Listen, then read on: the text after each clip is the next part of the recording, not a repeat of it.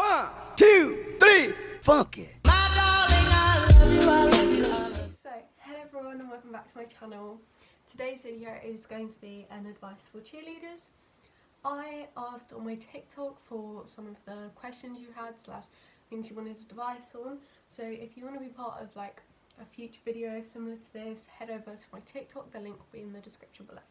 Just a disclaimer before we start, I'm no way a professional or a coach. All of this advice is either stuff I've researched or stuff that my coaches have told me in training. So let's get started. The thing I'm going to be talking about is advice on starting cheer. Now I'm going to be talking about all-star cheer in this video as that is what I do personally. The first piece of advice is try and get your splits, your handstand and your bridge. For handstand, I would definitely try it at home up against a wall. Just try and hold it for as long as possible. You can also help get your handstand by holding shoulder stands with your arms above your head. For your bridges, all I can say is practice, practice, practice. You have to get up that back flexibility and try and get into a D shape rather than a crab shape, as that will be more helpful in cheer. Splits, for your splits, I'll be talking about that way later on. It's just really helpful for stuff like walkovers. When starting cheer, also, I know it can be like really tormenting if you join and loads of other people have tumbles and you don't. Just keep persevering and you will get the skills you want. And everyone will like grow to like you and stuff, because I know it can be quite scary when you first join a new team. The next thing I'm going to be talking about is the basics of tumbling. Now, I had someone comment this on my TikTok.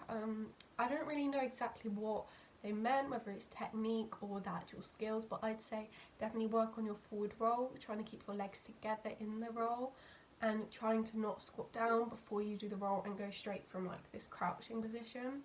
To help keep your legs together, you can use a piece of card or paper in between your legs and try and hold it there and keep it there by the time you stand up. Again, just handstands and bridges will really help with your basics in tumbling and trying to keep your toes pointed in all tumbles that you attempt. The next thing I want to talk about is mental blocks. I have had so many people commenting about this on my TikToks, whether it's flying, tumbling, whatever it is, going backwards especially. Now, as we all know, I am not a tumbler, but my advice is to keep practicing over and over again, because you will be able to get it eventually.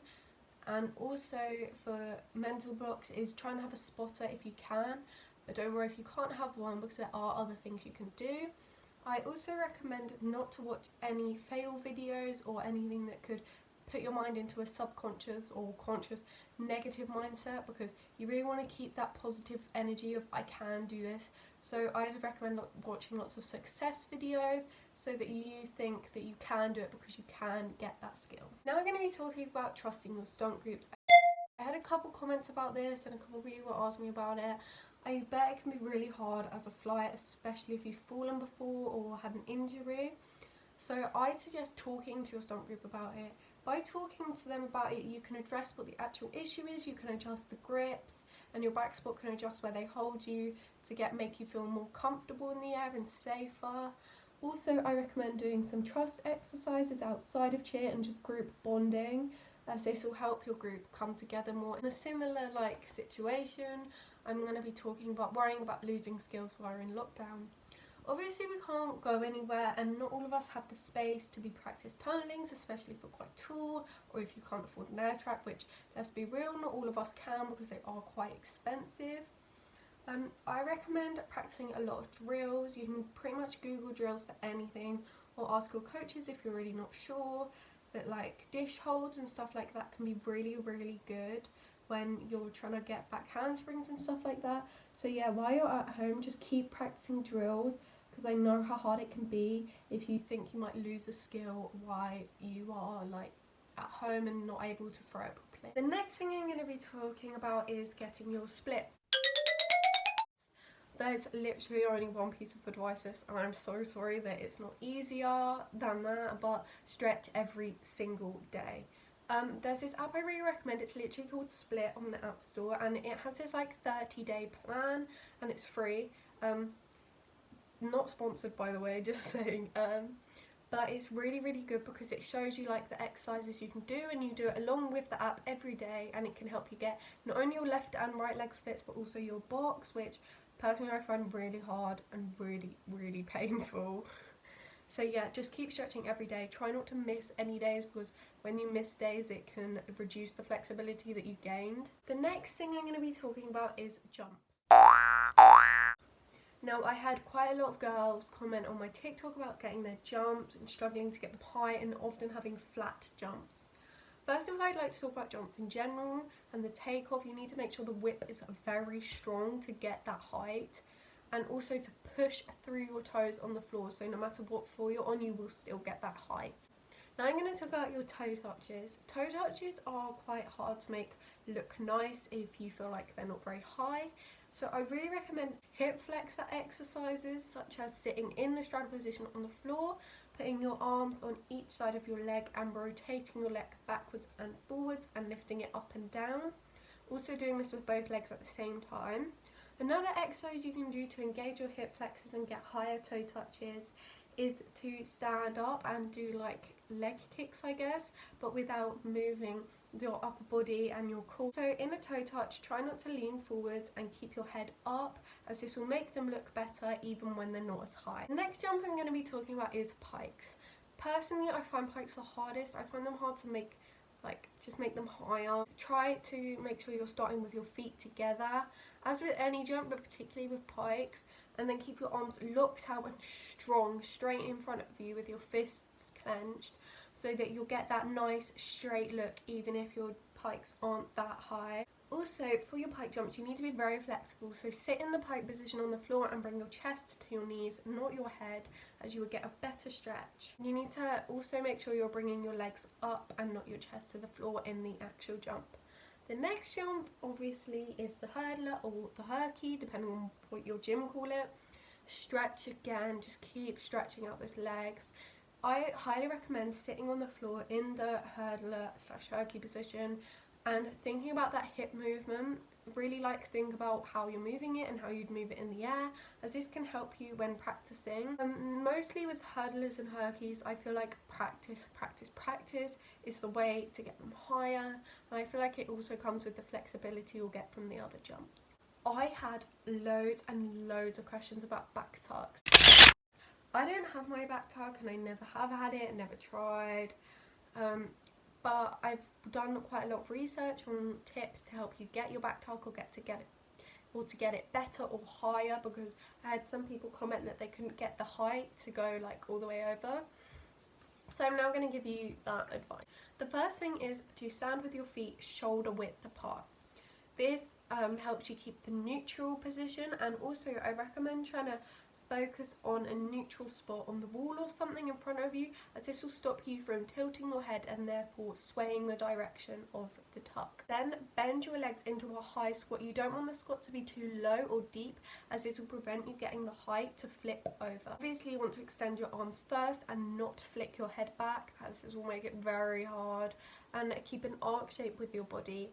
Then as you rotate, extend your legs flat, ready for your landing. 3/4 of the way through your flip, 3/4 of the way through your tuck, to prepare you for the landing and keep the sturdy landing. This sounds ridiculous, but make sure you keep your eyes open. Personally, I close my eyes when I'm scared in tumbles, and this is not helpful in a back tuck, because you really need to be able to see where you're going. Final thing for back tucks is to make sure you're jumping up and not just straight backwards, because if you're jumping straight backwards, you won't be able to get that height. The same with jumps, same sort of technique, is to really push through your toes and upwards, not backwards. Next thing I'm going to be talking about is back handsprings. I have had so many comments about this. I know a lot of the girls at my cheer are working on their back handsprings. Back handsprings, the main thing to do at home is lots and lots of drills. Drills of planks are really good for this.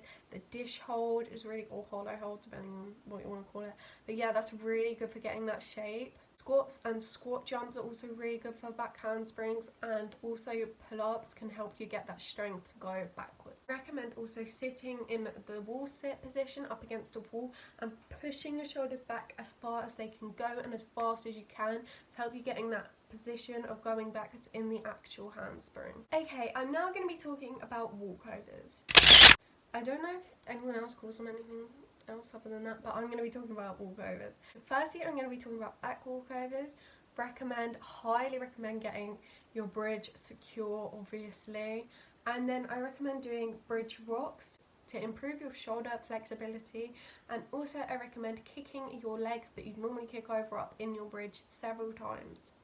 Then obviously from there you need to master the kick over and the drop back to bridge separately before putting them together, as this will help you with your technique. For your forwards walkovers, I really recommend handstand bridge stand up, or just bridge stand up if you haven't got that handstand first. Make sure you get the handstand before starting the forwards walkovers though, as handstand bridge stand up is a great way to start getting your forwards walkovers. For both walkovers, I really recommend getting your splits, both legs properly secure and just good technique, because you need that split position in both kinds of walkovers to make it look nicer and just overall to get those technique points. Now I'm going to be talking about round-offs. Round-offs are like cartwheels, so obviously you need to get your cartwheels solid. Another thing is to have a really powerful hurdle step. Now, hurdle steps are key for most tumbles, so the more power you can get in one, the more likely you are to do any tumble, even especially with round-offs. Also, before you land, you need to make sure you rotate your hips quickly so that you have the landing secure before you land, so that it's not wobbly or you don't land it correctly and may injure yourself. Tip for round-offs is to take a run up before you go to help you get that power, especially if you're not on an air track or anything, as you do need the power for round-offs. Now I'm going to be talking about how to get that aggression in tumbling. I know a lot of people can struggle with this, especially in tumble passes, so I'm going to recommend hurdle steps. Obviously, you've got to get a strong, quick, powerful, as much jump as you possibly can. Other than that, I don't really know what else to say. Probably just to push through your toes and look out your arms as best you can to help you get that strength to keep the pass going. Talking about twisting, I don't know that much about twisting because it's not really on my skill level, but I did some research to try and help those of you that are struggling with your twists. The first thing I have to say is don't throw your head back. Try to practice on a trampoline if you have one, as this can be really helpful in getting the full twists. So while you're in the air trying to twist, make sure you squeeze every part of your body, as this can help increase the speed of your twist. I'm now going to give some back spot advice, because that is what I do. I can't really vouch for any of the other positions. So I'm going to give some advice on being a back. I don't know if anyone watching is a back, but yeah. I really recommend standing as close to the stunt as possible and really leaning in, pushing up the ankles and holding as much of the weight as you can, as especially if you're holding the stunts for a long time. For example, in pyramid, it can really help your bases out if you're holding a lot of the flyer's weight through their ankles. Another thing I recommend is encouraging a flyer as much as you can, because at the end of the day, if they fall, it's mostly you at the back to catch them, so they need to be able to trust you. I also think you need to talk to your flyer a lot and ask them where you'd rather you hold, because some flyers prefer ankles, some prefer knees, and some prefer bombs. It just depends on your flyer and where they feel least secure. Another tip for back sports, I know it can be really hard. I remember in my first year I really didn't want to count because I found it so embarrassing. But another tip is to count as loudly as you can and yell at your group, not harshly, but yell if something's going wrong, lock your knee, do this, do that, as it can really help with the flyer if they are struggling with what to do, or just generally keep the stunt in the air. Another tip for backs is to squat under the stunt if it's falling. I really just recommend bending your knees, because then if the flyer starts to tilt while you're traveling, you can proper push them back up and it will stop the flyer from falling. That's all of the advice I have for you based off the questions I got and the things I was told you struggle with. Thank you for watching this video. I really hope you enjoyed it. Don't forget to click that subscribe button, comment down below and give this video a thumbs up, and check out my other socials. See you next time.